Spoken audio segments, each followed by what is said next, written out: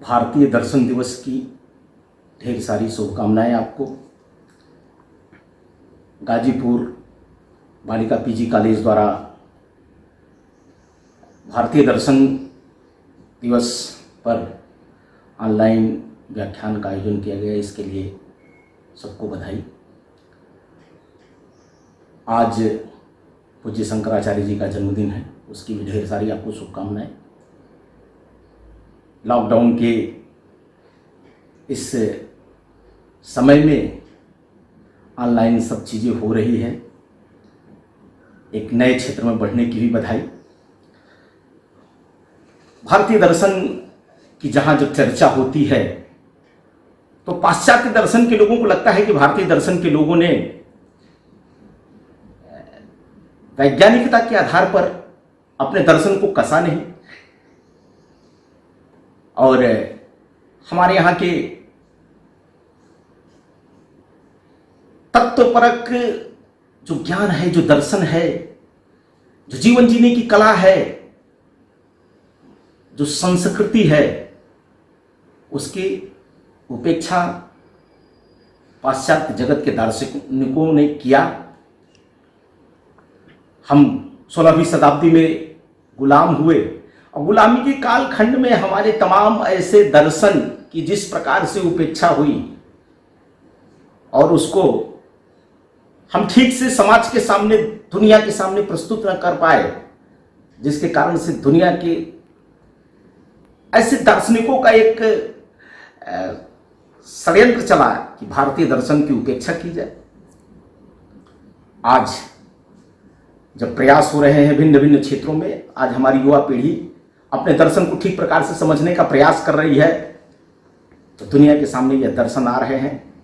जिस प्रकार से 19वीं शताब्दी में कौटिल्य के दर्शन पर शोध हुए तो लोगों को लगा कि कहीं दुनिया के दार्शनिकों को कितना पीछे हम छोड़े हैं। पश्चिम का जगत जब दर्शन की बात करता है तो पाइथागोरस ने इस पर काम करना शुरू किया और प्लेटो ने उसको आगे बढ़ाया। कोई रूसो की बात करें, कोई मार्क्स की बात करें, ऐसे तमाम दार्शनिकों की बातें होती रहती है, लेकिन भारतीय चिंतन में विदुर की नीति की, कौटिल्य की नीति को, शंकराचार्य के दर्शन को, अद्वैतवाद का दर्शन, द्वैतवाद का दर्शन, यह समझने का किसी ने प्रयास किया। पूज्य शंकराचार्य जी ने ऐसे समय में जन्म लिया जब राजाश्रय से बौद्ध धर्म पूरी आधी दुनिया में पहुंच गया था। शांति और अहिंसा की बात हो रही थी, लेकिन उसके धर्मानुयायी अपने बताए सिद्धांतों पर चल नहीं रहे थे, जिसके कारण से सनातन धर्म को एक संजीवनी मिली। और शंकराचार्य जी ने सनातन धर्म को जिस प्रकार से समाज जीवन में फैलाने का काम किया, वह वंदनीय है, पूजनीय है। आज भारतीय दर्शन की जब बात होती है तो इसको नए परिप्रेक्ष्य में देखने की बात है। लोगों ने कह दिया कि दर्शन, भारतीय दर्शन शास्त्र वैज्ञानिकता के आधार पर खरा नहीं उतरता है, और इस नाते से उन्होंने हमारे वेद तक को कह दिया कि गणेरियों की भाषा है। हमारे दर्शन को नकारते रहे। जियो और जीने दो का जिन्होंने दर्शन दिया, सर्वे भवन्तु सुखिनः का जिन्होंने दर्शन दिया, वसुधैव कुटुम्बकम की जहां बात हुई, ऐसे भारतीय दार्शनिकों को आधुनिक काल में जब हम आते हैं, गांधी है, लोहिया है, दीनदयाल जी हैं, सर्वोदय, अंत्योदय, यह तमाम दर्शन समाज के लोगों के जीवन जीने की नई दिशा दे रहे हैं।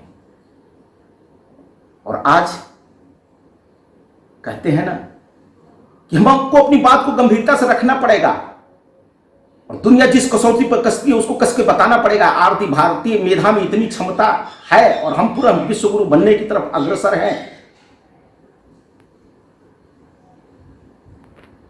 वर्धा विश्वविद्यालय के कुलपति आदरणीय डॉक्टर रजनीश शुक्ल जी कहते हैं कि हम गांधी के दर्शन को जब बताते हैं तो वो 3 बंदर की बात बताते हैं कि बुरा मत देखो, बुरा मत सुनो, बुरा मत कहो। लेकिन आज इस दर्शन को सकारात्मक दृष्टि से देखने की बात है।